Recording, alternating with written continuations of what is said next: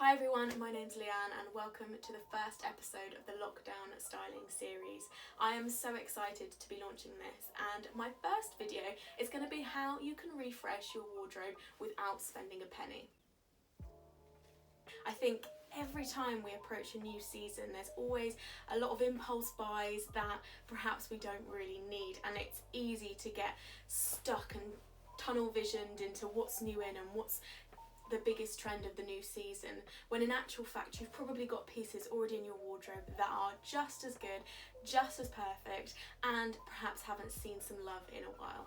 So tip number one would be get inspired. My favourite is Pinterest. It's so great to be able to pin your ideas and find inspiration, not necessarily for singular pieces, but looking at whole outfits and how they're working together, whether it's looking at the colours, looking at the textures, and it avoids those add to cart moments.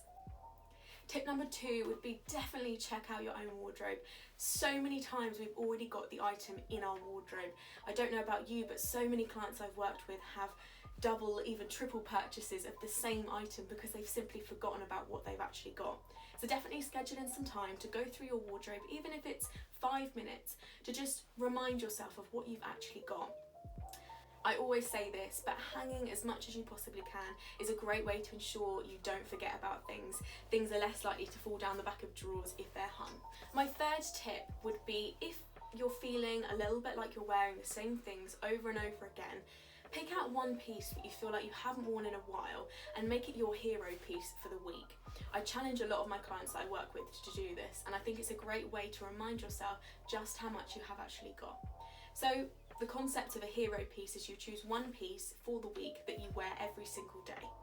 And then you try and create 7 different ways to wear and prove to yourself just how versatile it can be. So think about how you can transition it from smart to casual to perhaps even just relaxing around the house. My fourth and final tip is consider how you're wearing your pieces. It's so common that people have things in their wardrobes that they've bought because they love the print or they love the colour, but the cut just isn't quite right.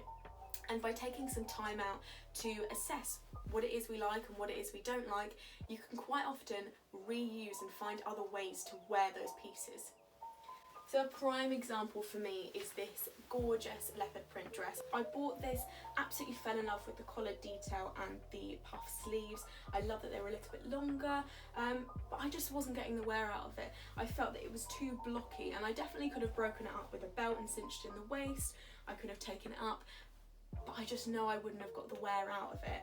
And so I tucked it into my jeans, and it created a really gorgeous little blouse that's kind of perfect for at the moment with Zoom calls and things like that. You've got the statement up top, and I could just be wearing some nice tailored trousers on the bottom that are nice and comfy. So I'm actually going to be tailoring this myself. I'll be cutting off about that much so it creates a nice little cropped length, and then I'll be stitching the seam. But obviously if you are not kind of happy sewing it yourself, get in touch with a tailor. They will definitely be able to help you, but if not, in the meantime, just by simply tucking something, it could make a huge difference. So that's it from me. Hopefully you found those style tips helpful and you can inject a bit more fun back into your wardrobe without spending any money. Let me know how you get on. I would absolutely love to see if you create any new fun outfits with existing pieces in your wardrobe. Take care, and I'll see you all very soon.